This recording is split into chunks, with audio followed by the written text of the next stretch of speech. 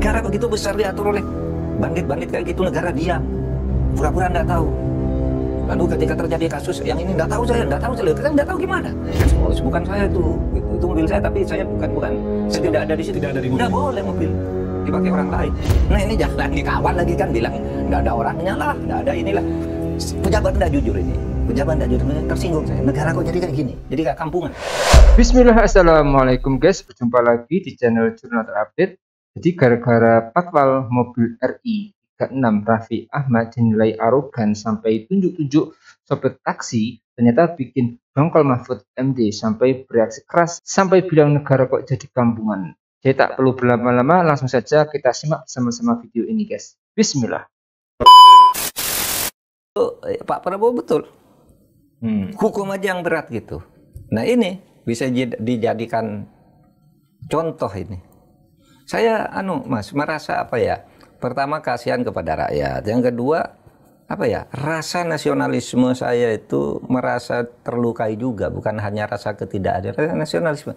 Masa negara didikte oleh cecunguk-cecunguk begitu? Nasionalisme yang terlukai. Ya, terluka saya. Ini negara begitu besar diatur oleh bandit-bandit kayak gitu, negara diam, pura-pura nggak tahu. Lalu ketika terjadi kasus yang ini nggak tahu saya, kita nggak tahu gimana. Kan sudah ada pembagian tugas. Bahkan untuk menerangkan mobil RI 36 aja saling bilang tidak tahu. Coba. Yang lagi rame Pak sekarang ya. Iya kan? Nggak ada yang berani menerangkan. Inilah aturannya. Baru sesudah dibuat tadi sama mengelak ada yang ngaku. Oh, bukan saya itu, gitu. Itu mobil saya, tapi saya bukan. Saya tidak ada di situ. Tidak ada di mobil. Nggak boleh mobil dipakai orang lain.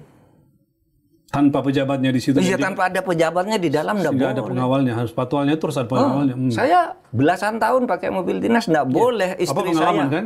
Iya, nggak boleh istri saya tanpa ada saya di situ. Apalagi anak, apalagi orang lain, apalagi preman yang duduk di situ. Gitu. Nggak boleh dong. Harus tahu dari menit ke menit. Ajudan tuh harus mencatat mobilnya dipakai siapa. Gitu. Nggak boleh orang lain duduk di situ. Ini pesan penting bagi para pejabat yang selalu dikawal oleh patwal ini Pak. Iya. Supaya ternyata ada aturannya, ada etika ininya. Iya. Ya. Bahkan dulu seperti saya tuh. Saya pengen ngomong di satu mobil namanya Pak Jeffrey. Duduk Pak di samping, nggak mau dia Pak. Nggak boleh Pak aturnya, hanya Bapak di sini. Duduk di satu mobil dengan saya. Padahal dia bintang 2 kalau nggak salah Pak ya. Waktu itu bintang 1. Bintang 1 Pak Jeffrey. Sesudah itu orangnya baik, kita usulkan ke bintang 2. Akhirnya pensiun di bintang 3. Nggak mau Pak Jeffrey itu suruh duduk Pak, saya di belakang. Nggak boleh ini diduduki orang lain. Nah ini jangan dikawal lagi kan, bilang nggak ada orangnya lah, nggak ada inilah. Pejabat nggak jujur ini. Pejabat nggak jujur ini, tersinggung saya. Negara kok jadi kayak gini, jadi kayak kampungan. Gitu. Iya. Oke, apa lagi? Oke, Mahfud, lanjut. Entar. Ya. Kasus sawit itu tadi, kasus apa Timah?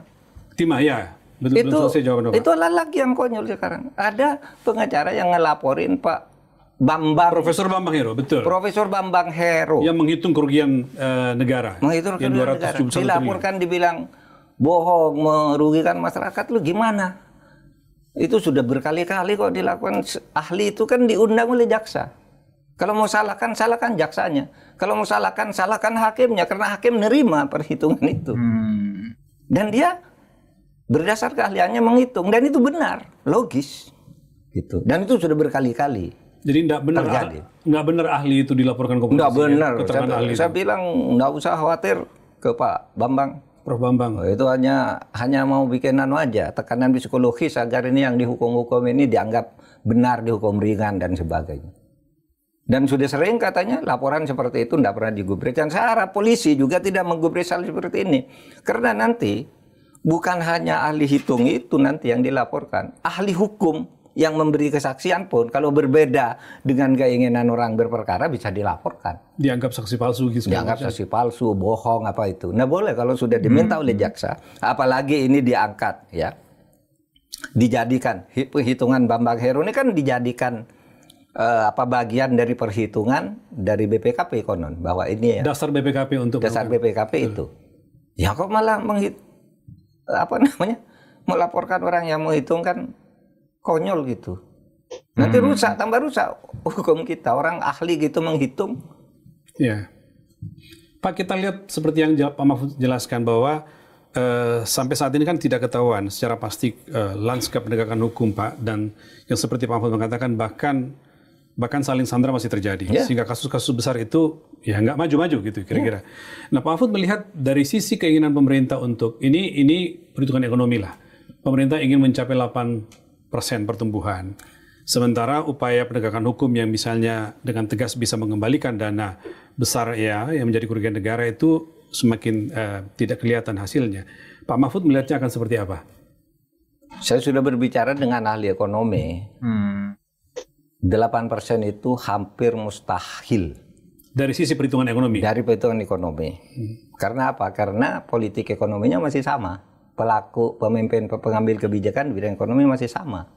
Kemudian yang lebih parah dari itu, penegakan hukumnya tidak jelas. Tidak ada kepastian hukum di sini. Nah, padahal penegakan hukum itu untuk kemajuan sebuah bangsa, kalau dianggap sebagai aset, saya sudah pernah mengatakan, penegakan hukum itu adalah 44% dari keseluruhan aset negara. Yang benda-benda itu, ya, seperti tambang, hutan, laut, apalagi, itu hanya 23%. Seperti yang rilis Bank Dunia, seperti Bapak pernah bilang ya? Iya. 44% itu penegakan. Nah, kalau penegakan hukum kayak sekarang, hampir mustahil kata para ahli ekonomi untuk masuk ke 8%. Nah, kalau biasa-biasa seperti ini memang Indonesia sumber dayanya bagus, sumber daya manusianya oke, sumber daya alamnya luar biasa gitu. Ya leha-leha aja 5%. Leha-leha saja 5% atau 5,5% udah bagus. Kalau tidak ada perubahan di bidang penegakan hukum, kemudian politik ekonominya. Jadi gitu. Rumusnya penegakan hukum memang harus. Rumusnya penegakan hukum. Supaya ekonomi bisa berjalan dengan baik. Kalau enggak omong kosong. Dimakan oleh semua, oleh bandit-bandit itu. Oke guys, di mobil berplat RI36 yang merupakan kendaraan dinas Raffi Ahmad itu disorot oleh Mahfud MD.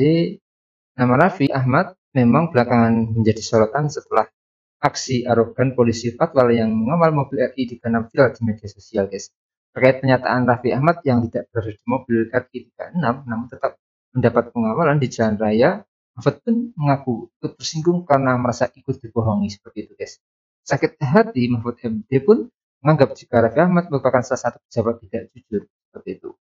Nah ini jalan dikawal lagi, kan sudah nggak ada orangnya lah, nggak ada. Inilah pejabat nggak jujur ini. Tersinggung saya. Negara kok jadi kayak gini, jadi kampungan gitu, sindirnya guys.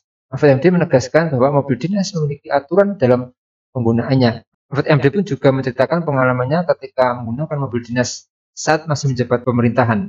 Mahfud MD pun mengaku tak membolehkan anggota keluarganya ikut menaiki mobil dinas tanpa kehadirannya guys. Jadi seperti itu guys penjelasan dari Mahfud MD. Menurut kalian gimana guys soal video ini? Tulis komentar di bawah ini ya guys. Saya pamit dulu. Wassalamualaikum warahmatullahi wabarakatuh.